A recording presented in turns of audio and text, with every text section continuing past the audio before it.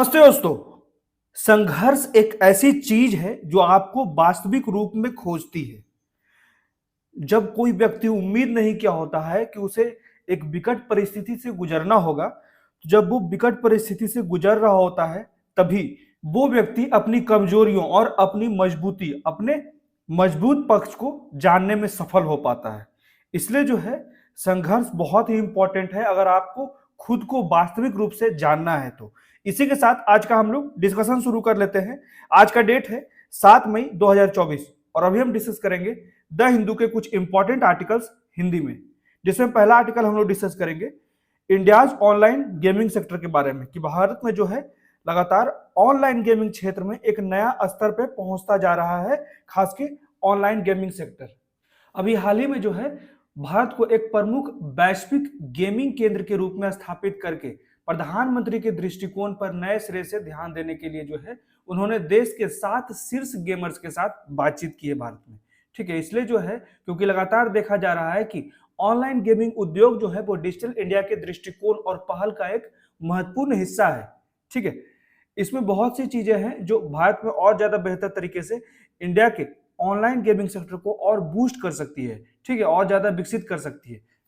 जैसे भारतीय पौराणिक कथा की बहुत से ऐसी कहानियां हैं जिस पे ऑलरेडी जो है गेम बनाए जा रहे हैं, माइथोलॉजी पे गेम्स बनाए जा रहे हैं। महिलाओं की भागीदारी बढ़ेगी, ज्यादा से ज्यादा हमारे डिजिटल क्षेत्र में नवाचार में बढ़ावा मिलेगा। ठीक है, जिससे क्या होगा कि जितने भी गेम खेलने वाले लोग हैं भारत में करियर के रूप में गेमिंग की धारणा को आगे बढ़ा सकते हैं। परंतु इसमें अनेक प्रकार की चुनौतियां भी है।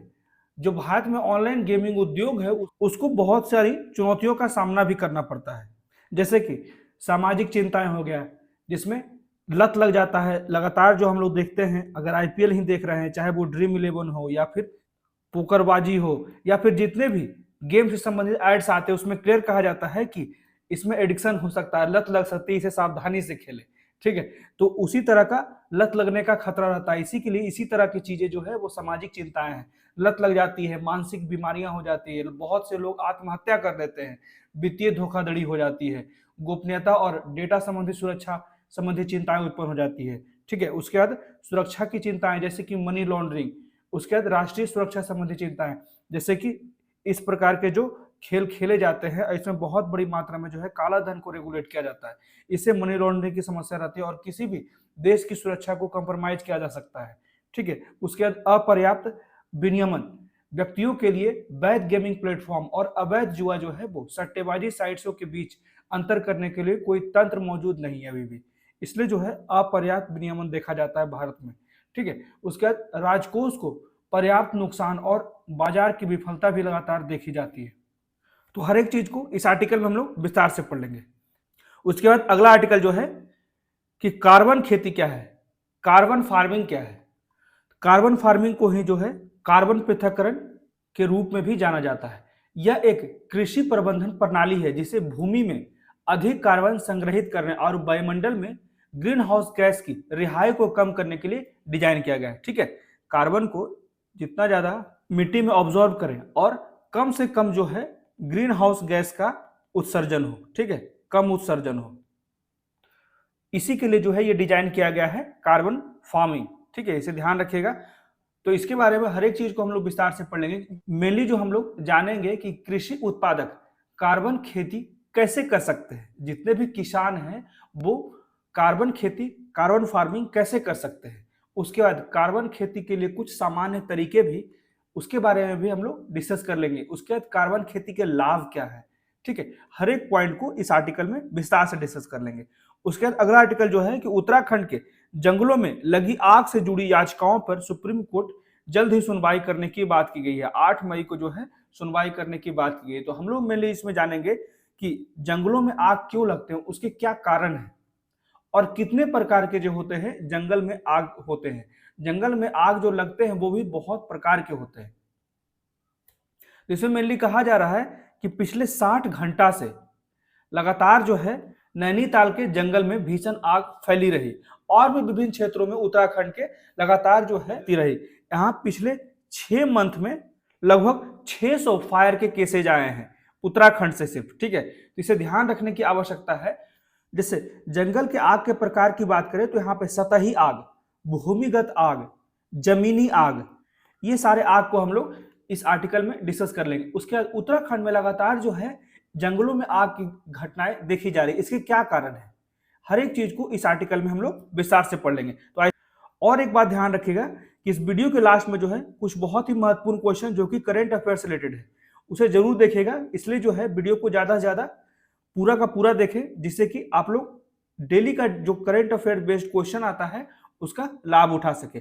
और प्लीज मेरे वीडियो को लाइक कर दीजिए, शेयर कर दीजिए और मेरे चैनल को सब्सक्राइब कर दीजिए और वीडियो को पूरा देखिएगा। तो आइए शुरू करते हैं आज का हम लोग डिस्कशन, जिससे पहला आर्टिकल हम लोग डिस्कस करेंगे कि व्हाट इज कार्बन फार्मिंग। तो कार्बन खेती, जिसे कार्बन पृथक्करण भी कहा जाता है, एक कृषि प्रबंधन प्रणाली है जिसे भूमि में अधिक कार्बन संग्रहित करना, यह ध्यान रखिएगा।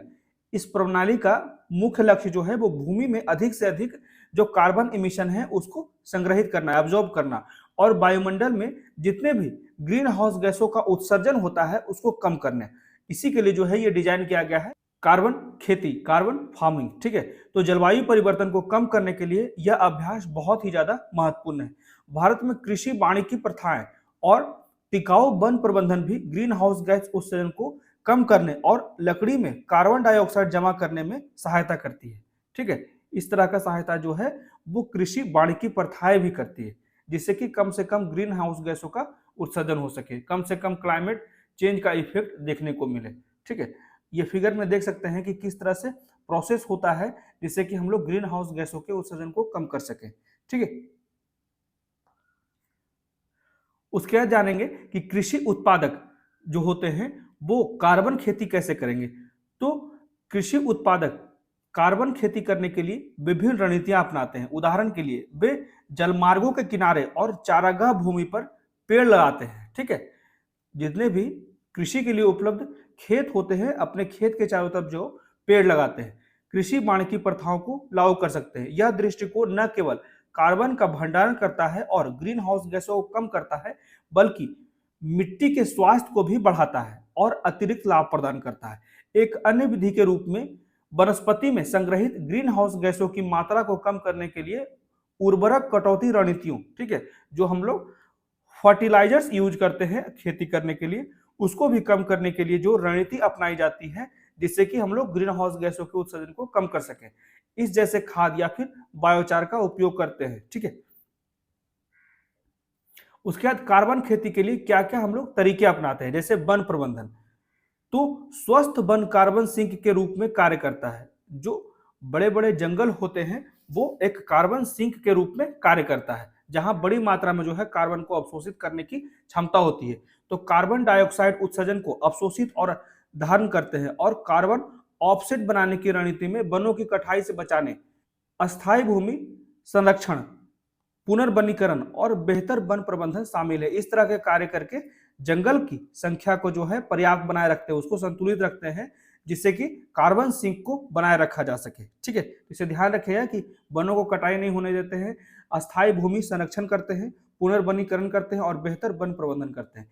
इसमें थिनिंग आउट, चयनात्मक कटाई, पुनर्जनन और रोपण जैसे अस्थायी प्रथाएं शामिल है, जिसका उद्देश्य जो होता है वातावरण से चल रहे कार्बन डाइऑक्साइड निष्कासन को सुनिश्चित किया जा सके। ठीक है, उसके बाद कृषि वानिकी प्रथाएं। तो कृषि भूमि पर पेड़ लगाना, जिसे कृषि वानिकी के रूप में भी जाना जाता है। ठीक है, जहां पे भी खेती की जाती है वहां पे भी अपने खेत के चारों तरफ जो है पेड़ लगाया जाता है, या फिर जलमार्गों के चारों तरफ जो है पेड़ लगाया जाता है, उसी को कहा जाता है कृषि वानिकी प्रथाएं, जिससे कि कार्बन खेती के लिए एक प्रमुख विधि है। यह न केवल कार्बन को सोखता है बल्कि जैव विविधता को भी बढ़ाता है, मिट्टी की उर्वरता में भी सुधार करता है, जिससे कि किसानों के लिए अतिरिक्त आय का स्रोत प्रदान करता है। उसके बाद यहाँ पे उर्वरा शक्ति में वृद्धि हो जाती है खाद या फिर बायोचार का उपयोग करने से, जिससे कि हम लोग फर्टिलाइजर्स का उपयोग कम कर देते हैं और ग्रीन हाउस गैसों का उत्सर्जन कम हो पाता है। ठीक है, इसी में आय कहा जाता है नवीकरणीय ऊर्जा का उत्पादन। ज्यादा से ज्यादा जो है हम लोग नवीकरणीय ऊर्जा से ज्यादा इलेक्ट्रिसिटी का उत्पादन करते हैं, जिससे कि हमारे जितने भी नेचुरल रिसोर्सेज हैं उसको बचाने में हम लोग सफल हो सके और अगर नेचुरल रिसोर्सेज का हम लोग उपयोग करते हैं उससे बहुत बड़ी मात्रा में जो है कार्बन इमिशन होता है, ग्रीन हाउस गैसेस का उत्सर्जन होता है, क्लाइमेट चेंज में हम लोग बढ़ावा देते हैं। इसलिए जो है नवीकरणीय ऊर्जा के उत्पादन की ओर हम लोग आगे बढ़ रहे हैं। ठीक है, जिसके लिए पवन या फिर सौर ऊर्जा जैसी नवीकरणीय ऊर्जा उत्पन्न करने वाली सुविधाएं जीवाश्म ईंधन आधारित बिजली उत्पादन को विस्थापित करती है और कार्बन ऑफसेट में योगदान देती है। ठीक है, कार्बन ऑफसेट ध्यान रखिएगा। अब सरकार के द्वारा कौन कौन सी योजनाएं शुरू की गई है, तो कुसुम जैसी सरकारी पहल जो है वो प्रधानमंत्री किसान ऊर्जा सुरक्षा एवं उत्थान महाभियान योजना, उसी कुसुम कहा जाता है। तो इस जैसी सरकारी पहल जो है वो कृषि में नवीकरणीय ऊर्जा को बढ़ावा देती है, जो पारंपरिक ऊर्जा स्रोत से जुड़े ग्रीन हाउस गैस उत्सर्जन को कम कर सकती है। सौर ऊर्जा से चलने वाली सिंचाई पाइपों पर स्विच किया जाता है। ठीक है, जहां पहले हम लोग जो है इलेक्ट्रिसिटी का यूज करके जो है सबमर्सिबल या फिर और भी जो भी पाइप हम लोग यूज करते थे, जहां पे खेत में पानी की आवश्यकता होती थी बोरवेल के लिए, तो वहां पे हम लोग इलेक्ट्रिसिटी का उपयोग करते थे। अब वर्तमान समय में इतने ज्यादा जो है सोलर अप्लायंसेज आ गए हैं, सोलर मोटर आ गए हैं, जिससे कि हम लोग सिंचाई के लिए सोलर पंप का उपयोग कर पाते हैं। ठीक है, इसे ध्यान रखिएगा। उसके बाद किसान ऊर्जा सुरक्षा में सुधार के साथ साथ कार्बन कटौती में भी योगदान दे सकते हैं। हरित ऋण योजना, भारतीय कार्बन बाजार, पीएम प्रमाण, ये सारी जो योजनाएं शुरू की गई है मेनली जिससे कि कार्बन खेती को ज्यादा से ज्यादा बढ़ावा दिया जा सके। ठीक है, उसके बाद कार्बन खेती के लाभ क्या है, तो यह हमारे किसानों को पैदावार में सुधार करने से लेकर कामकाजी पारिस्थितिकी तंत्र और कार्बन को अलग करने के लिए प्रोत्साहित कर सकता है, जिसे कार्बन बाजारों में बेचा भी जा सकता है। कार्बन ट्रेड की बात आप लोग जानते ही होंगे, तो कार्बन बेचकर भी अतिरिक्त पैसे कमाए जा सकते हैं। तो यह न केवल मिट्टी के स्वास्थ्य में सुधार करता है बल्कि बेहतर गुणवत्ता, जैविक और रसायन मुक्त भोजन को भी प्रदान करने में महत्वपूर्ण योगदान निभाता है। यह हाशिए पर रहने वाले किसानों के लिए कार्बन क्रेडिट से द्वितीयक आय को बढ़ावा देता है। तो निष्कर्ष में क्या कहा जाता है, यह पोषण में सुधार कर सकता है, कृषक समुदायों के भीतर असमानताओं को कम कर सकता है और भूमि उपयोग पैटर्न को बदल सकता है और हमारी टूटी हुई खाद्य प्रणालियों जो फूड चेन है उसको ठीक करने के लिए बहुत ही आवश्यक समाधान प्रदान कर सकता है। इसलिए जो है इसे ध्यान रखिएगा, कार्बन फार्मिंग। ठीक है, अब बढ़ते हैं अगला आर्टिकल की तरफ। इसमें जो है हम लोग पढ़ेंगे इंडियाज ऑनलाइन गेमिंग सेक्टर जो है लगातार इंप्रूव कर रही है भारत में, और इसको और बेहतर तरीके से इंप्रूव कराने के लिए हमें क्या करना चाहिए। तो भारत को एक प्रमुख वैश्विक गेमिंग केंद्र के रूप में स्थापित करने के लिए अभी हाल ही में जो है भारत के प्रधानमंत्री ने नए सिरे से एक बार सोच विचार किया। इसी के लिए जो है उन्होंने देश के 7 शीर्ष गेमर्स के साथ लगातार बातचीत की है। ठीक है, जिससे कि वो जान सके कि कितने ज्यादा फायदे और नुकसान हो रहे हैं, किस तरह से देश में गेमिंग सेक्टर का विकास हो रहा है। ठीक है, तो ऑनलाइन गेमिंग उद्योग जो है वो डिजिटल इंडिया के दृष्टिकोण और पहल का एक महत्वपूर्ण हिस्सा है, जिसमें चर्चा के कुछ प्रमुख निष्कर्षों में भारतीय पौराणिक कथाओं पर आधारित खेलों की बढ़ती संख्या, अभी जो है माइथोलॉजी पे भी बहुत सारे गेम्स जो है आ गए हैं, जिससे कि हमारी संस्कृति के भी बारे में जानकारी होती है हर एक गेमर्स को, हर एक बच्चे जो गेम खेलते हैं। इससे नवाचार को भी बढ़ावा मिलेगा। इसके अलावा महिलाओं की भागीदारी को भी प्रोत्साहित करने में भी हमें अवसर मिलेगा। ठीक है, और भारत में जो है जितने भी लोग गेम खेलते हैं उसको एक नए करियर के रूप में भी देखा जा सकता है। ठीक है, तो गेमिंग सेक्टर का तेजी से विकास के लिए क्या क्या उपाय अपनाए जा रहे हैं। भारत में ऑनलाइन गेमिंग उद्योग में फाइनेंशियल ईयर 2020 और फाइनेंशियल ईयर 2023 के बीच लगभग 28% CAGR। तो CAGR क्या होता है, तो कंपाउंड एनुअल ग्रोथ रेट। ठीक है, इसी को कहा जाता है। इसको कैसे हम लोग कैलकुलेट करते हैं, तो ending value upon beginning value, यहाँ पे to the power 1 divide by T. ये 1 डिवाइड बाई टी जो है इसी को कहा जाता है 1 divide by number of years. जैसे ध्यान रखिएगा कि किस तरह से हम लोग कैलकुलेट करते हैं CAGR, compound annual growth rate. ठीक है, तो CAGR का तेजी से विस्तार देखा गया है फाइनेंशियल ईयर 2020 से लेकर फाइनेंशियल ईयर 2023 के बीच में लगभग 28% CAGR में वृद्धि हुई है। तो अनुमान निरंतर 15% CAGR के साथ वित्त वर्ष 2028 तक लगभग 33,243 करोड़ की वृद्धि का संकेत देता है। जो गेमिंग सेक्टर है हमारा 2028 तक जो है लगभग 33,243 करोड़ की वृद्धि का संकेत देता है। यह क्षेत्र न केवल महत्वपूर्ण विदेशी और घरेलू निवेश को आकर्षित करता है बल्कि पर्याप्त प्रत्यक्ष और अप्रत्यक्ष रोजगार भी पैदा करने में सक्षम है। तो विशेष रूप से जबकि वैश्विक गेमिंग उद्योग का आकार 2021 में 300 बिलियन को, ये ध्यान रखिएगा, वैश्विक गेमिंग उद्योग जो है 2021 में 300 बिलियन डॉलर पार कर गया। फिल्म और संगीत उद्योग की संयुक्त बाजारों से कहीं अधिक है। तो भारत में जो है ऑनलाइन गेमिंग सेगमेंट वैश्विक ऑनलाइन गेमिंग राजस्व का मात्र 1.1% है। यह भी ध्यान रखिएगा कि भारत में जो है वो वैश्विक गेमिंग उद्योग का मात्र 1.1% है। ठीक है, इसे इसलिए जो है 23 से बढ़ाने की बात की जा रही है और इसका रिस्पॉन्स भी बहुत अच्छा है। ठीक है, तो भारत में ऑनलाइन गेमिंग उद्योग से जुड़ी चुनौतियां क्या क्या है? जैसे सामाजिक चुनौतियां, लोग एडिक्टिव हो जाते हैं, लत लग जाती है, मानसिक बीमारियां उत्पन्न हो जाती है, बहुत से बच्चे जो है आत्महत्या कर लेते हैं, वित्तीय धोखाधड़ी की समस्या होती है, गोपनीयता और डेटा सुरक्षा में भी अनेक प्रकार की चुनौतियां उत्पन्न हो जाती है। सुरक्षा संबंधी चिंताएं, जैसे कि जो लोग गेम से पैसे कमाते हैं बड़ी मात्रा में, जो ऑनर्स, उसका उपयोग जो है वो गलत कामों के लिए करते हैं। इसमें बहुत ज्यादा जो है ब्लैक मनी का भी रेगुलेशन होता है, तो मनी लॉन्ड्रिंग और किसी भी देश की राष्ट्रीय सुरक्षा संबंधी चिंताएं उत्पन्न हो जाती है। तो अवैध अपतटीय जुआ, ठीक है, और सट्टेबाजी बाजारों की लगातार वृद्धि, जिसमें डिजिटल लेन देन की मात्रा वित्तीय कदाचार के लिए उपजाऊ जमीन है। ठीक है, यहाँ पे डिजिटल लेन देन की जो मात्रा है वही कहीं ना कहीं जो है वित्तीय कदाचार के लिए एक ग्राउंड पैदा कर देती है, जहां से इस तरह की समस्याएं उत्पन्न होती है। तो अवैध अपतटीय जुआ और सट्टेबाजी बाजार को भारत से प्रति वर्ष लगभग 100 बिलियन डॉलर की जमा राशि प्राप्त होती है और पिछले 3 वर्षों में इसमें 20% की वृद्धि दर्ज की गई है। अपर्याप्त विनियमन का भी चुनौतियां देखने को मिलता है। व्यक्तियों के लिए वैध गेमिंग प्लेटफॉर्म और अवैध जुआ और सट्टेबाजी साइट्स के बीच में अंतर करना मुश्किल हो जाता है। इसलिए जो है, क्योंकि यहाँ पे कोई भी तंत्र उपलब्ध नहीं है जिससे कि लोगों को जागरूक किया जा सके कि कौन सा वैध प्लेटफॉर्म है गेमिंग के लिए और कौन सा अवैध। तो राजकोष को पर्याप्त नुकसान और बाजार की विफलता भी देखी जाती है। अनुमान से पता चलता है कि अवैध अपतटीय बाजारों के संचालन के कारण भारत को कराधान में प्रति वर्ष लगभग, ठीक है, जो अवैध रूप से जो है इस तरह के गेम चलाए जा रहे हैं उसके कारण जो है टैक्स बचा लिए जाते हैं। लगभग भारत को टैक्स के रूप में 45 बिलियन का नुकसान होता है। ठीक है,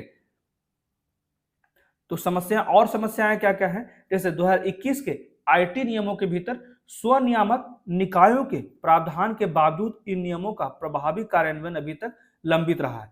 उसके बाद जीएसटी की बात की जाए तो यहाँ पे जुलाई में 2023 में जीएसटी मतलब कि वस्तु एवं सेवा कर परिषद की बैठक के दौरान परिषद ने दाव के कुल अंकित मूल्य पर 28% की कर दर लागू करने का निर्णय लिया। ठीक है, जो जीएसटी लगाया गया है गेम पे वो 28% जीएसटी के में अंदर कर दिया है। ठीक है, आज एक क्वेश्चन भी हम लोग देखेंगे कि कौन कौन से जो है बहुत सारे सामान मैं अभी ऑप्शन में दिया हूं और कौन कौन सी चीजें जो है अभी जीएसटी में इंक्लूड नहीं किए गए। इस तरह के सवाल मैं आज दिया हूं, इसलिए वीडियो को पूरा देखिएगा। तो सॉफ्ट पावर कैसे उपयोग हो सकता है गेमिंग में? मेनली जो है हमारे पास बहुत ही रिच कल्चर है, तो हम अपने कल्चर का उपयोग, मैथोलॉजी का उपयोग कर सकते हैं गेम को बनाने के लिए, जिससे कि हम अपने कल्चर ज्यादा विस्तार कर सकते हैं, अपने कल्चर के महत्व के बारे में वैश्विक स्तर पे इसको प्रसारित कर सकते हैं। तो इन कमियों को दूर करके भारत एक प्रमुख वैश्विक गेमिंग केंद्र के रूप में उभरने के विशिष्ट मोड़ पर खड़ा है। एक अन्य लाभ जो है वो भारत की समृद्ध सांस्कृतिक विरासत, कहानियां, ठीक है, लोक कथाओं का दोहन करने में निहित है। तो भारतीय पौराणिक कथाओं से प्रेरित खेल की बढ़ती संख्या के साथ घरेलू और अंतर्राष्ट्रीय दर्शकों को पूरा करने का एक अनूठा अवसर प्रदान करता है। गेमिंग उद्योग में महिलाओं की भागीदारी को प्रोत्साहित करने, विविधता और समावेशिता को बढ़ावा देने के लिए एक ठोस प्रयास किया जा रहा है। जैसे जैसे एक व्यवहार करियर विकल्प के रूप में गेमिंग के बारे में धारणा विकसित हो रही है, भारत गेमिंग परिदृश्य में नवाचार और सीमाओं को आगे बढ़ाने वाले प्रतिभाशाली व्यक्तियों के बढ़ते समूह से लाभान्वित हो रहा है। तो भारत गेमिंग उद्योग में एक परिवर्तनकारी युग की दहलीज पर खड़ा है। ठीक है, इसलिए जो है कौशल गेमिंग के लिए एक सक्षम वातावरण को बढ़ावा देकर, विविधता और समावेशन को बढ़ावा देकर और अपने समृद्ध सांस्कृतिक आख्यानों का लाभ उठाकर भारत न केवल $1 ट्रिलियन की डिजिटल अर्थव्यवस्था के अपने दृष्टिकोण को साकार कर सकता है, बल्कि वैश्विक स्तर पर गेमिंग के भविष्य को भी आकार दे सकता है। ठीक है, इसे ध्यान रखिएगा। उसके बाद अगला आर्टिकल जो है फॉरेस्ट फायर के बारे में। लगातार जो है पिछले 6 महीनों में, ठीक है, 6 मंथ्स में जो है लगातार उत्तराखंड में लगभग 900 फायर के केसेस देखे गए हैं। ठीक है, तो इसी की बात यहाँ पे एक एग्जांपल दिया गया है जहाँ पे नैनीताल में जो है अभी हाल ही में पिछले 60 घंटा से लगातार जो है जंगल में आग लग रहा था।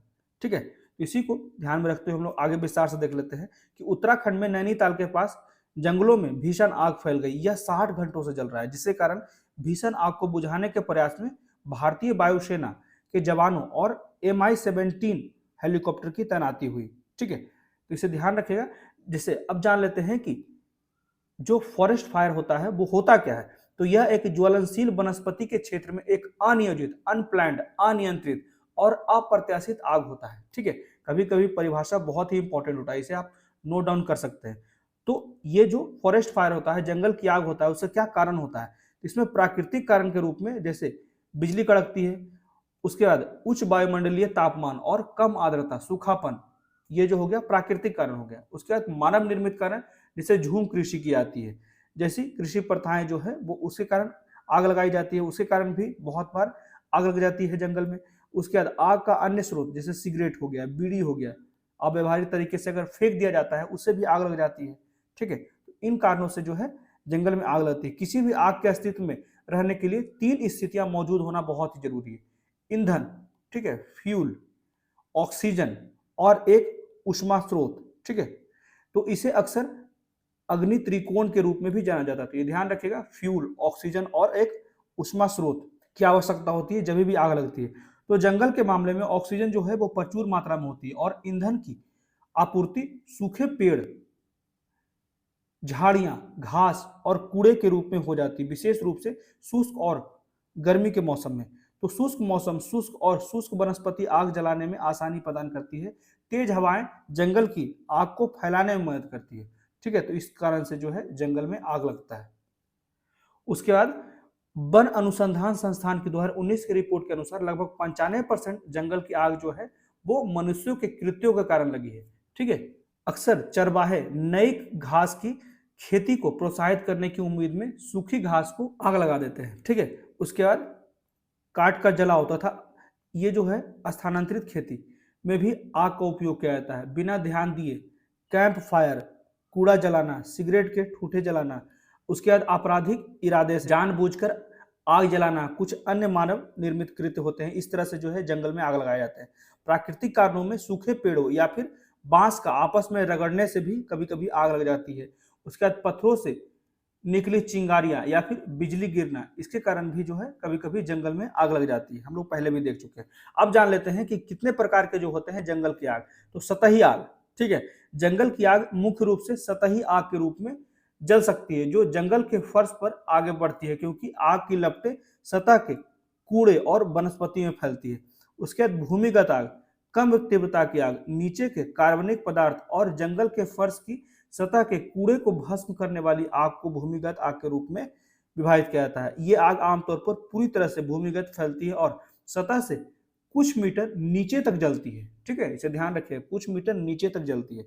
उसके बाद जमीनी आग, ये आग अब सतह कार्बनिक ईंधन में लगी आग है, जैसे कि जंगल के नीचे की परतें, आर्कटिक टुंड्रा या टैगा और दलदल या फिर दलदल की जैविक मिट्टी, तो यहाँ पे आग लगती है।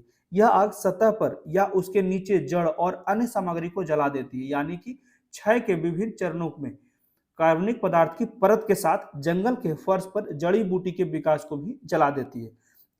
वे सतही आग की तुलना में अधिक हानिकारक है, क्योंकि वे वनस्पति को पूरी तरह से नष्ट कर देती है। ठीक है, इसे ध्यान रखिएगा, जमीनी आग। उसके बाद क्राउन फायर, क्राउन फायर वह होता है जिसमें पेड़ों और झाड़ियों का क्राउन जल जाता है, जो अक्सर सतही आग से बना रहता है। ठीक है, तो इसे ध्यान रखिएगा। पहाड़ी ढलानों पर यदि आग नीचे की ओर शुरू होता है तो यह तेजी से फैलती है, क्योंकि ढलान से सटे गर्म हवा ढलान की ओर बहती है और अपने साथ आग की लपटें फैलाती है। यदि आग ऊपर की ओर लगे तो नीचे की ओर फैलने की संभावना कम होती है। तो ये ध्यान रखिएगा कुछ चीजें। ठीक है,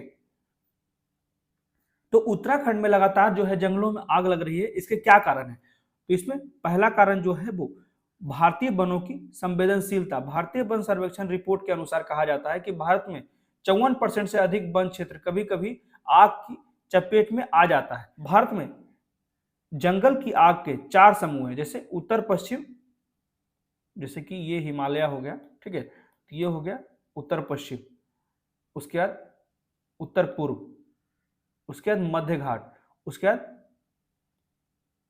पश्चिमी घाट, पूर्वी घाट, ठीक है, ये ध्यान रखिएगा।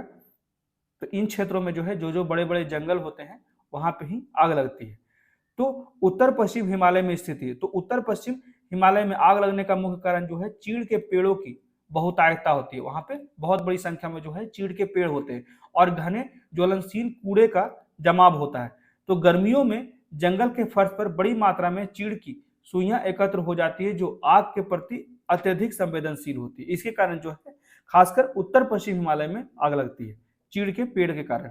उसके बाद उत्तर पश्चिम हिमालय की और कुछ बातें जान लेते हैं, जैसे कम ऊंचाई वाले हिमालयी पहाड़ी क्षेत्रों में आग की तीव्रता की घटना जो है वो गांव की निकटता के कारण भी हो सकती है। गांव वनों को मानव जनित गतिविधियों जैसे कि वन आवरण की सफाई, चराई आदि के प्रति संवेदनशील बनाते हैं। औसत और अधिकतम वायु तापमान में तीव्र वृद्धि, वर्षा में गिरावट और भूमि उपयोग के पैटर्न में बदलाव के कारण भी इस क्षेत्र में जंगल की आग की घटनाएं बढ़ जाती है। तो जंगल की आग की घटनाओं के लिए स्थानीय समुदाय पैटर्न भी कहीं ना कहीं जिम्मेदार होता है, क्योंकि हम लोग पहले ही देख चुके हैं जो मैन मेड स्थितियां लगभग 95% जितने भी फॉरेस्ट फायर हैं, जितने भी जंगलों में आग लगती है वहां पे कहीं ना कहीं मानव जनित होता है, ठीक है, मानव के द्वारा किया कृत्य होता है।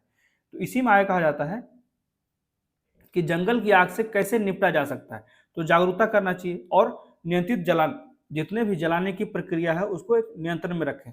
तो जागरूकता फैलाने के अलावा कुछ उपाय भी हैं जो जंगल की आग की घटनाओं को कम करने के लिए किया जा सकता है। इसमें नियंत्रित या फिर निर्धारित दहन के माध्यम से बायोमास को हटाना शामिल है। सीमित और नियंत्रित जंगल जलाना, स्वस्थ वन विकास को बढ़ावा देना, झाड़ियों, मृत पेड़ों और कूड़े से छुटकारा पाने में उपयोगी साबित करना, ताजे स्वस्थ पौधे ऐसे क्षेत्र का स्थान ले सकते हैं।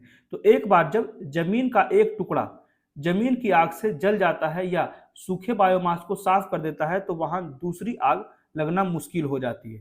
तो यह प्रक्रिया आमतौर पर जंगली इलाकों में 5.2 मीटर चौड़ी फायर लाइन या फिर फायर बेल्ट लेकर भी जाती है, यहां तक लोगों की पहुंच होती है, ठीक है। तो इस तरह से जो है हम लोग रोक सकते हैं। अन्य निवारक उपाय कैसे हम लोग अपना सकते हैं जिससे कि जंगल में आग न लगे, तो अस्थायी अग्नि निरीक्षण को नियुक्त करना, जंगल के भीतर जल स्रोतों से गाद निकालना और अग्नि सुरक्षा उपकरण को हाथ में रखना, ड्रोन से जंगलों की लगातार निगरानी करना। अब सरकार के द्वारा क्या क्या कदम उठाए जा रहे हैं, तो भारतीय वन सर्वेक्षण द्वारा शुरू की गई एक सैटेलाइट आधारित, ठीक है, सैटेलाइट बेस्ड उपकरण, उपग्रह आधारित अग्नि चेतावनी प्रणाली, इससे कर्मचारियों को यह पता लगना आसान हो जाएगा कि जंगल के अंदर आग लगी है या नहीं।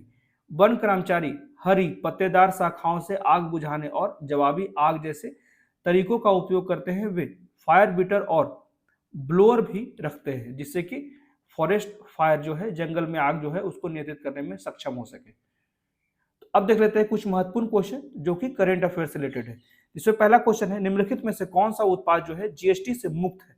पहला जो है सजीव पेड़ पौधे, उसके बाद दूसरा ऑप्शन है चाय, कॉफी और मसाले, तीसरा ऑप्शन है मिनरल वाटर या फिर नारियल पानी, ठीक है, टेंडर कोकोनट वाटर, चौथा जो है मुरमुरे या फिर पफ्ड राइस, ठीक है, पांचवा जो है निरोधक मतलब कि कॉन्ट्रासेप्टिव्स।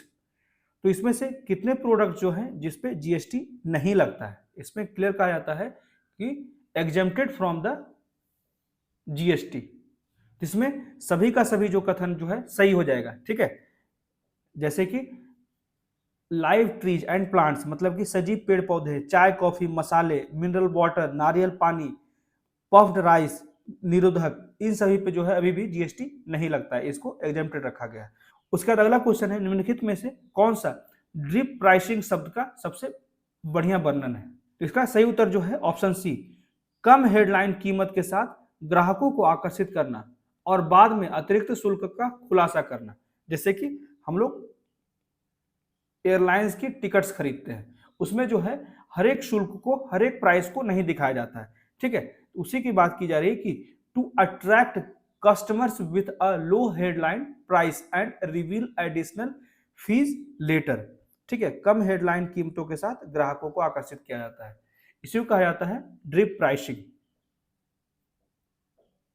उसके बाद अगला क्वेश्चन है, निम्नलिखित कथनों पर विचार करें। कैपिटल गेन टैक्स दो प्रकार के होते हैं, शॉर्ट टर्म और long term capital gain tax.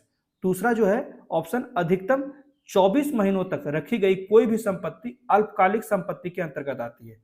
तीसरा जो स्टेटमेंट है, यदि कोई अचल संपत्ति 36 महीने तक रखी जाती है तो इसे अल्पकालिक संपत्ति के रूप में गिना जाता है। तो उपरोक्त में से कितने कथन जो है वो सही है? तो यहाँ पे सिर्फ और सिर्फ जो है एक ही कथन सही है, क्योंकि दूसरा ऑप्शन इसलिए गलत है कि अधिकतम जो है वो 36 महीने, ठीक है, 36 महीने तक जो है रख सकते हैं, उसको कहा जाता है अल्पकालिक संपत्ति, ठीक है, शॉर्ट टर्म एसेट। उसके तीसरा क्यों गलत है? ये जो है यदि कोई अचल संपत्ति 24 मंथ, यही दोनों जो है इंटरचेंज कर दिया गया है, ठीक है, इसलिए जो है दोनों गलत है, तीसरा और दूसरा, इसलिए जो है सिर्फ और सिर्फ पहला स्टेटमेंट सही है, ठीक है। उसके बाद अगला क्वेश्चन है, हाल ही में FWD 200B चर्चा में था, तो निम्नलिखित में से कौन सा सबसे अच्छा वर्णन है? इसमें ऑप्शन ए जो है वो सही हो जाएगा, भारत का पहला स्वदेशी बम वर्षक मानव रहित विमान है। तो ये ध्यान रखिएगा कि इंडिया का जो है वो इंडिजिनस बमर अनमैन्ड एयरक्राफ्ट है, इसलिए जो है पहला ऑप्शन सही है। और ये कितना कैरी कर सकता है? मैक्सिमम वेट जो है वो लगभग 498 kg कैरी कर सकता है और लगभग 9000 फीट की ऊंचाई तक जा सकता है, ठीक है, इसे ध्यान रखिएगा। उसके बाद अगला क्वेश्चन है, आईपीसी की धारा 498 काफी चर्चा में रही थी, तो यह निम्नलिखित में से किससे संबंधित है? तो यह जो है मेनली डोमेस्टिक वायलेंस से संबंधित है, घरेलू हिंसा से, ठीक है, इसे ध्यान रखिएगा। तो यह थे आज के द हिंदू के कुछ इंपॉर्टेंट आर्टिकल्स और कुछ महत्वपूर्ण क्वेश्चन जो कि करंट अफेयर से रिलेटेड थे। तो कैसा लगा आज का डिस्कशन? प्लीज मुझे कमेंट करके बताएं और मेरे वीडियो को ज्यादा से ज्यादा लाइक करें, शेयर करें और मेरे चैनल